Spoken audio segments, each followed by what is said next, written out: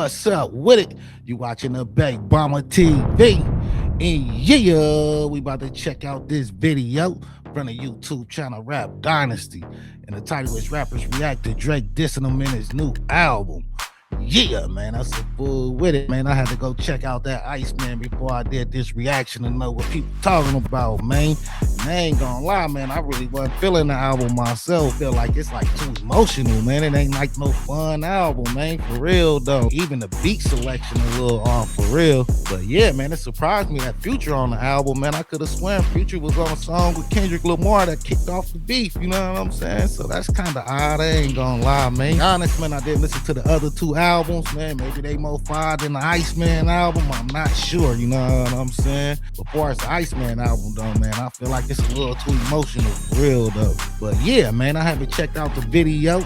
Don't completely know what they talking about. Let's check it out and see what they talking about.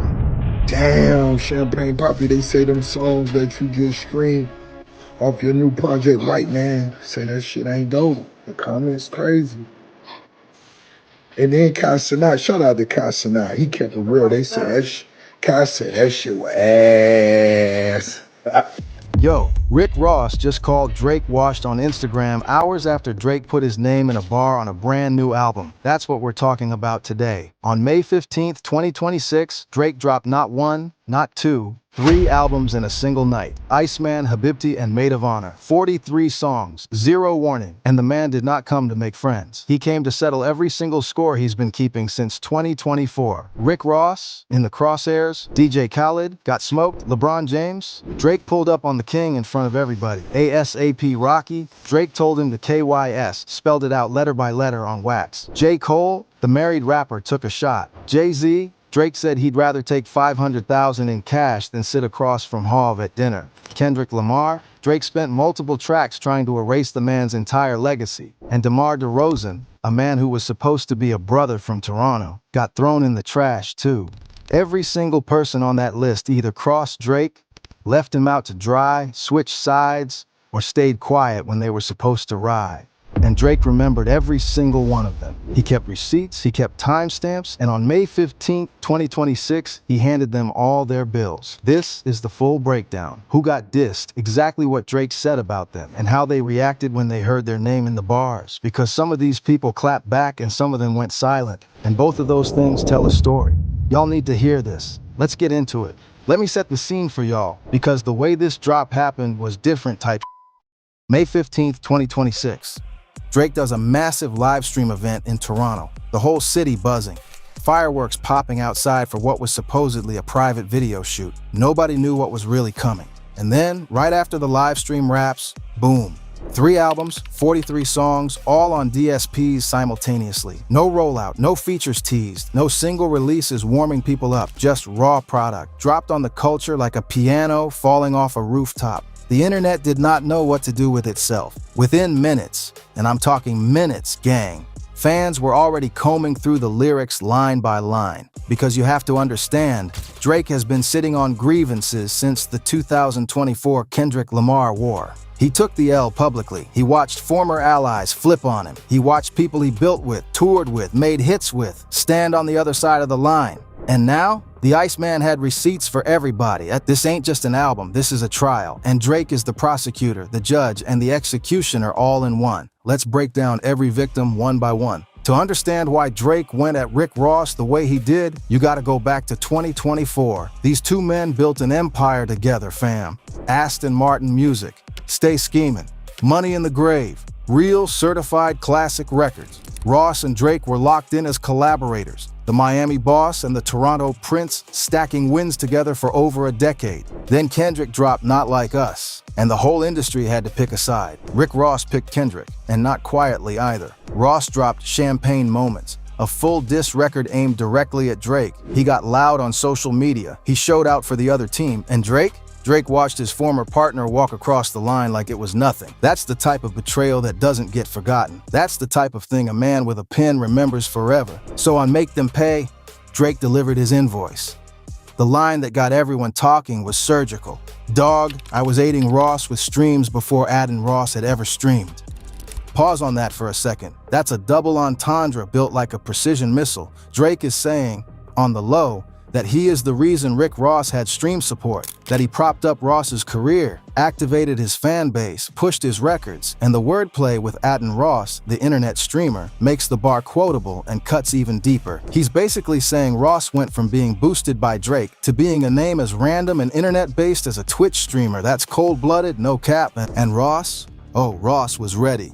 Within hours of the album dropping, Ross was live on Instagram going full scorched earth.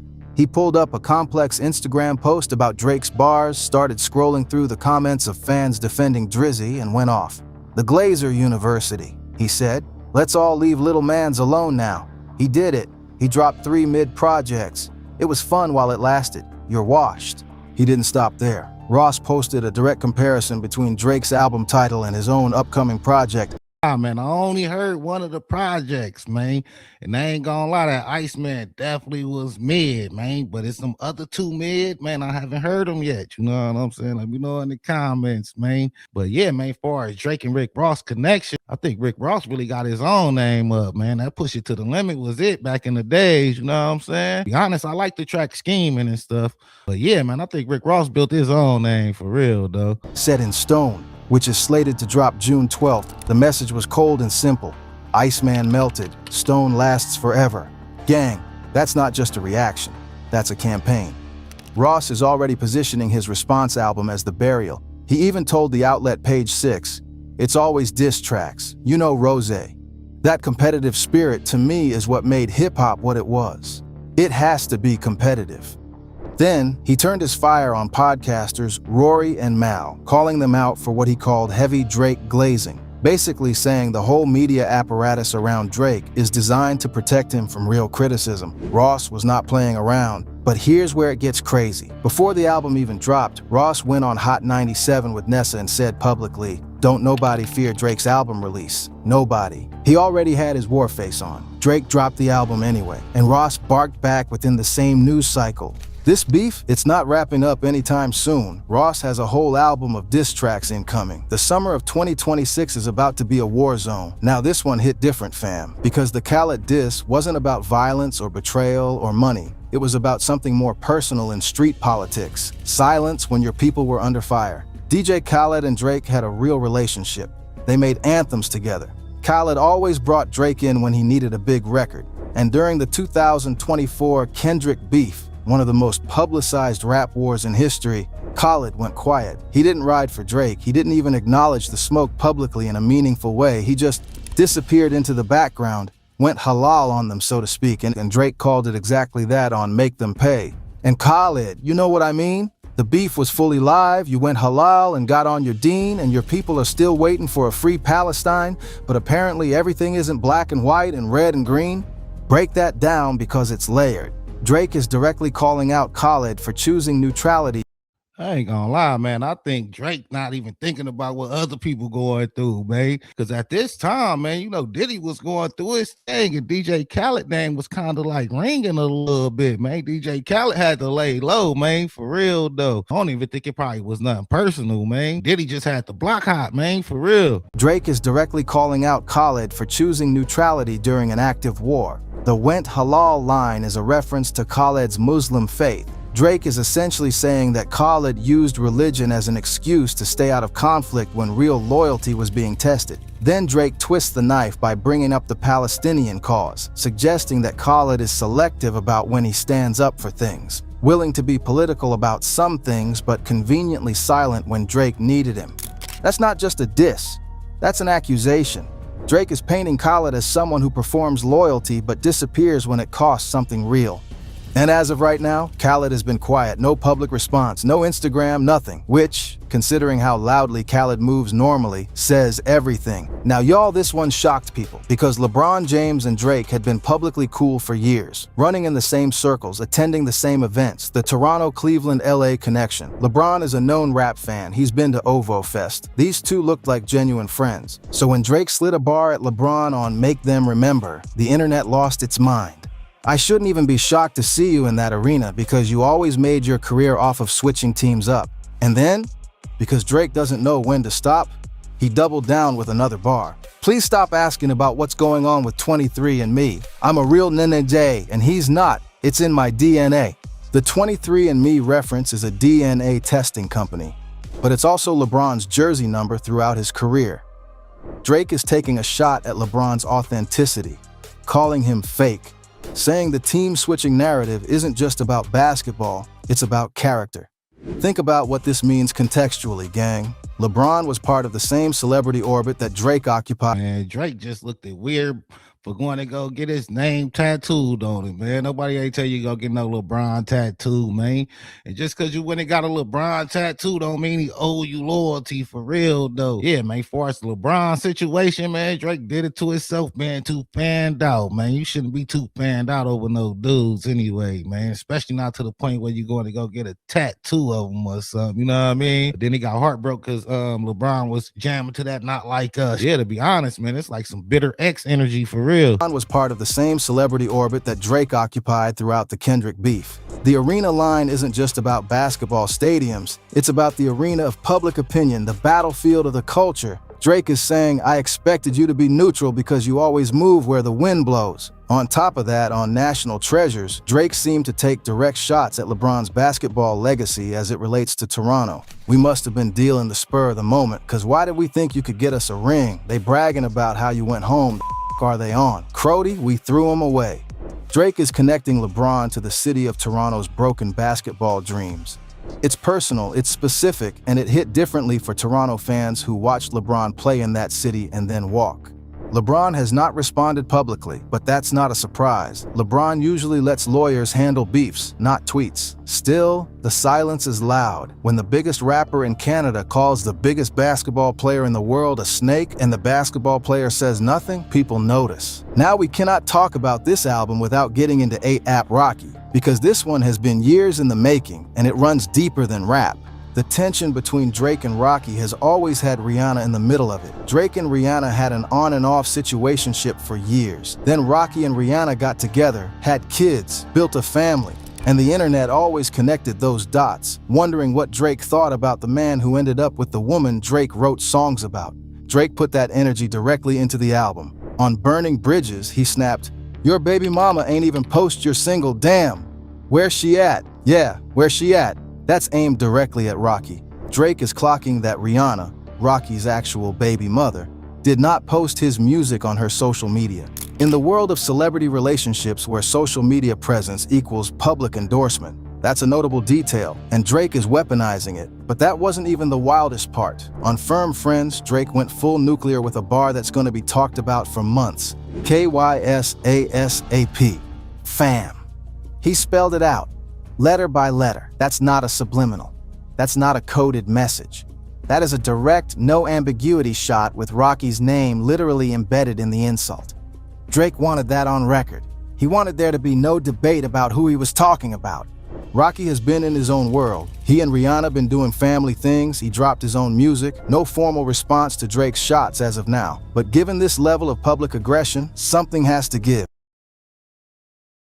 Yeah, I ain't gonna lie, man. Drake energy kind of weird with these disses for real, though, man. This was like over a female, man. A female that ain't even yours, you know what I'm saying? And there's plenty of videos out there where he like obsessed with Rihanna out there, you know what I mean? Craziest thing is, at that time, he was like one of the biggest rappers, and none of them females that he was seeking really wanted him like that. Gotta be something up with Drake, you know what I'm saying? I think the last time I heard something about this situation, A$AP Rocky was just telling Drake to leave his girl alone, basically, you know what I mean? J. Cole is one of the most respected rappers alive. That's established. But in 2024, Cole made a decision that the streets have never fully forgiven him for. When the Kendrick-Drake beef popped off, Cole dropped 7-Minute Drill, the response record. It was cold. Fans were hyped. The Big Three seemed ready for war. Then Cole pulled the record, he apologized, he stepped back and basically said he didn't want the smoke. And on a festival stage, he came out and delivered what some people called a speech about unity and peace, while Kendrick was still actively tossing grenades. The streets called it what it was, a tap out, and Drake remembered. On Make Them Pay and Make Them Remember, he took his shots. I could have fell back like the married rapper, but we engaged. The married rapper reference is about Cole, who is married and who chose peace over war. Drake is making it clear that he stayed in the fight while Cole folded. He doubles down with, "A Big Three anyway, there was too many chefs in the kitchen, it was a mess to begin with." And then, the bar that cuts the deepest, Me, I stood 10 T's and accepted the mission, because I'd much rather death than submission. Drake is positioning himself as the soldier who didn't run.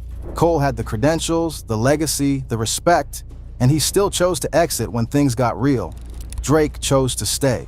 Whether you think that was a smart move or not, he's using Cole's departure as a character contrast. I stood. You didn't. No response from Cole yet, but this is J. Cole. The man processes things through lyrics. If a response is coming, it's gonna be calculated and cold. Let's be clear about something. Going at Jay-Z takes a certain level of confidence that most rappers don't have. Hav is not just a rapper, he's an institution. But Drake has been feeling some type of way about Jay-Z's silence and perceived positioning during the beef. And on Iceman, he let it be known. On Janice STFU, Drake fired, "We know how you OGs rocking already, my nut. Wait, the jig is up." That's aimed at Jay-Z and the older generation of rap royalty that Drake feels threw him under the bus. Seemed like Drake feel like he could stand on his own or something. You know what I mean? Like nobody wasn't even standing with Kendrick, so why you expect people to come and stand with you? You know what I'm saying? For real though. But yeah, man, you gotta stand on your own before anybody stand for you. For real though. You really gotta stand for yourself, man. Feels threw him under the bus or stayed quiet when they should have spoken. Then on Whisper My Name, he went even further with a reference to one of the internet's most famous hypothetical debates. Would you rather have dinner with Jay-Z or take $500,000 cash? Drake rapped, "I'll take $500,000, not the dinner. I never could learn shit from none of y'all." That's Drake publicly saying Jay-Z's mentorship and wisdom are worthless to him. That's a statement that would have been considered career suicide 5 years ago. Now Drake is throwing it in a bar like it's nothing. The level of disrespect is intentional. He wants people to talk. He wants the reaction. He wants to prove he fears nobody. And on top of that, Drake referenced something even more specific. A line about 100 million streams vanishing with no one asking questions. Fans immediately connected that to the Spotify streaming controversies and allegations that circulated around Drake's team during the Kendrick beef. Drake is pointing a finger, suggesting Jay-Z or his circles had involvement in things that hurt him, and saying nobody in the media is asking the right questions. Jay-Z hasn't responded.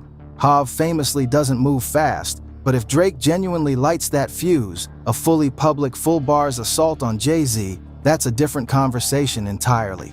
Let me be crystal clear with y'all. The Kendrick diss is not a chapter in this album. It's the entire spine of it. Every other diss in Iceman exists because of the 2024 beef with Kendrick. Every person Drake came at either contributed to his public L against Kendrick or failed to prevent it. The whole album is essentially one long piece of evidence that Drake has not accepted the verdict. On Dust, Drake came for Kendrick's entire catalog. What was the year you said you had slaps? Cause I don't remember it going like that. I don't remember one word of your raps. Then he went straight at Kendrick's audience base. White kids listen to you cause they feel some guilt, and that's how your soul gets fulfilled. Handing out turkeys on camera inside of your hood, then you go back to the hills. That's a 2-for-1. Drake is challenging Kendrick's authenticity and saying the community work is performative, giving out turkeys on camera for optics, then going home to a mansion in the hills. Fake consciousness. Allah, how you gonna diss somebody going to their hood and doing something? You ain't even got no hood to go to though. You know what I'm saying? So yeah, man, I ain't gonna lie. Some of these angles Drake coming from is kind of weird, man. For real though. I could understand some disses on like some more funner songs or something, man. But I ain't gonna lie, man. That Iceman, man, it's kind of emotional, like the beats and everything. You know what I'm saying? It's not like a fun album. You know what I mean? He should have went like the back-to-back route. Do a few disses on a fun song or something. You know what I mean? Slapping beats. You know what I mean? Personally, this kind of making Drake look a little weird to me, for real. He already was looking weird with the lawsuit and everything. Like his angles is just weird, dude. A weird dude a little bit. Drake is essentially calling Kendrick a character, a constructed image of hood authenticity that doesn't hold up under scrutiny. Then on 1 a.m. in Albany, he went at Kendrick's height again, because Drake has never let that go. And Muggsy Bogues dunked for once. Even I'm a bit amazed.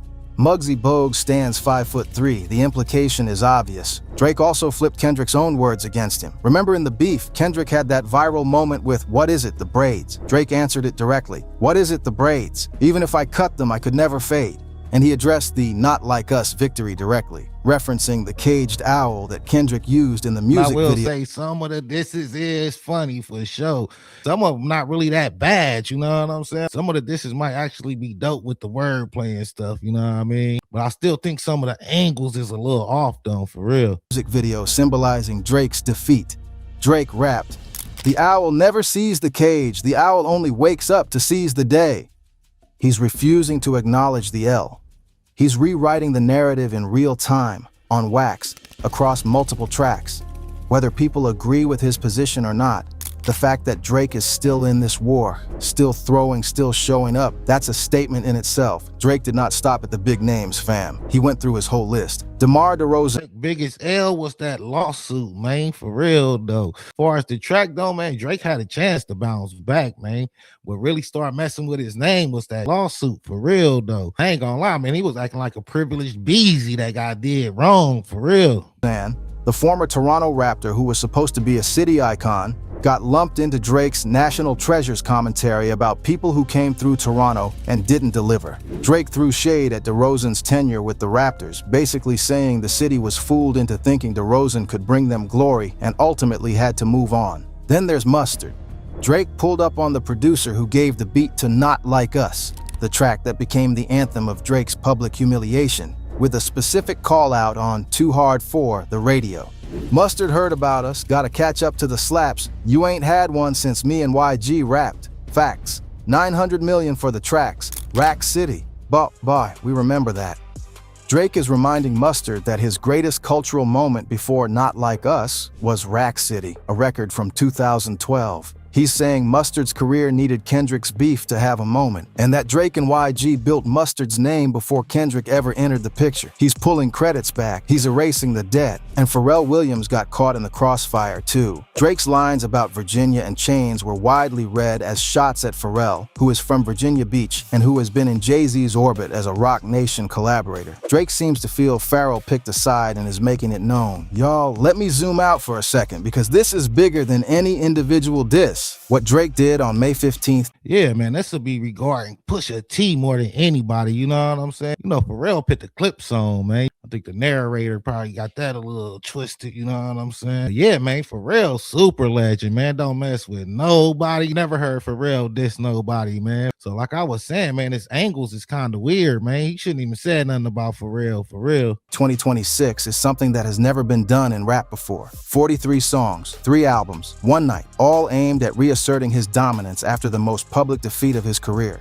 On May 15th, Drake releases 3 albums, Iceman, Maid of Honor, and Habibti, totaling 43 tracks. And fans online quickly start connecting the dots on who might be catching strays across the project. He didn't go quiet. He didn't retreat. He came back swinging at everybody. Former friends, former collaborators, a sports legend, and his biggest rival all in the same breath. And the reactions are already rolling in. Rick Ross called him washed and promised diss tracks in June. The internet is split right down the middle. Half the culture saying Drake overextended, half saying this is exactly the type of energy they needed from him. Kendrick hasn't responded. Jay-Z hasn't responded. LeBron hasn't responded. The silence from the big names is part of the story, because here's the real tea. Drake might have missed on some bars, landed on others, but the fact that he touched everybody tells you something about where his head is at. He kept score for 2 years. He documented every dagger. And when he finally got back in the studio, he didn't make a comeback album. He made a court filing. The question now is who responds. Ross has already signaled June 12th. If Cole or Kendrick or Jay-Z pick up the pen, this summer becomes the most active beef season in hip-hop history. And Drake already started it. Ice melts, they say. But right now, the temperature in the culture just dropped to 0. But let's keep it 100, because this video ain't just about Drake winning or losing. It's about what this moment means for hip-hop as a whole. And that conversation is deeper than bars. Think about the psychology of what Drake just did. This man watched himself get turned into a meme. He watched Not Like Us play at the Super Bowl halftime show. He watched Kendrick Lamar stand on stages all over the world collecting trophies that used to have Drake's name on them. He watched his former collaborators, people he funded, people he put on, people who ate at his table, stand in the crowd cheering for the man who clowned him. 2 years of that, and instead of coming back with one clean, focused diss record, which is what most people expected, he came back with 43 songs and hit everybody at once. That's not a rap move. That's It's a psychological operation. Drake is not just trying to win the beef. He's trying to flood the zone. He's trying to make it impossible for any single response to land clean because there's too many fronts open simultaneously. Think about it. If Kendrick responds, Drake already has 10 other active beefs running as cover. If Ross responds in June, Drake's team can frame it as just one of many ongoing wars rather than the war. The volume of the drop is the strategy. The chaos is the point, and that's where people are getting it wrong in the commentary. A lot of folks online are saying Drake spread himself too thin, that dissing 15 people at once dilutes the impact of each bar. And yeah, to a certain degree, that's a fair critique. The bars aimed at LeBron aren't gonna hit as hard when they're surrounded by shots at Mustard and DeMar DeRozan on the same tape. The Kendrick disses lose some urgency when they're competing for attention with AHAP Rocky bars 3 tracks over. But that might actually be calculated. Drake might not want any single target to feel like the main event, because when there's one main target, like there was in 2024, the culture picks a side and the other person wins or loses decisively. When there are 15 targets, the culture fractures. Nobody can agree on what to focus on. Debates split in 50 directions. And Drake stays relevant in every single one of them. Real recognize real, gang, and what's real is that nobody in this industry moves the chess pieces the way Drake moves them. Even when he loses, he reshapes the board for the next game. The 2024 beef was supposed to be the end. Instead, it became the origin story for the most ambitious album strategy in rap history.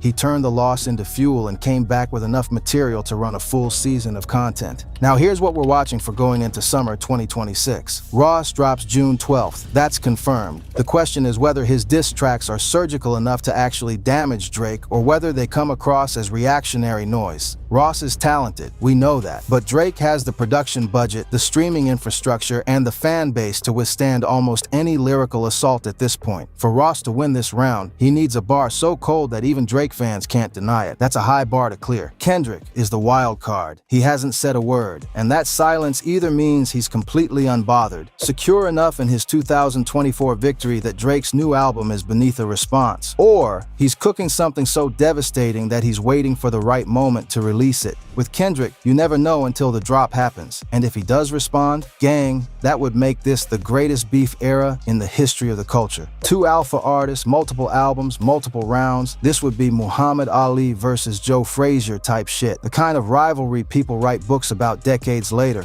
And that's the bigger picture. Drake might be controversial, his methods might be messy, his reach might exceed his grasp on some of these disses, but what he did on May 15th, 2026 is undeniable. He reminded the entire culture that he is still in it, still showing up, still taking swings, and in a world where most artists would have quietly retired after a public L that size. That means something. Ice melts, they say. Maybe, but before it does, it's making everything around it cold.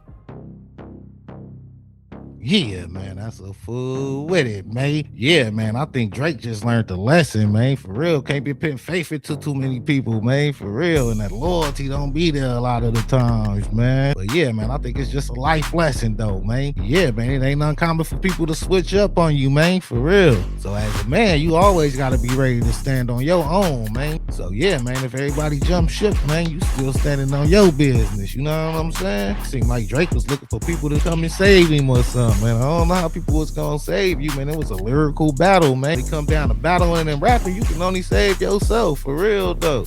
But yeah, man, like they say, man, the bigger you are, the harder you fall, man. And I think it was just a hard fall for Drake. But I don't think Drake fell all the way off, you know what I'm saying? But with any rapper though, like when you're on the top, man, you get like the excess fans and people that follow the trends and all that stuff. But once things sizzle down or whatever, man, you know, you can be left with your real fans, the people that really, really rock with you know what I'm saying? So yeah, man, I think Drake still can do decent in the industry, man. But yeah, man, that's part of the game, man, for real though. But yeah, man, let me know what y'all think in the comments. Like, share, and subscribe. You watching the Baby Mama TV.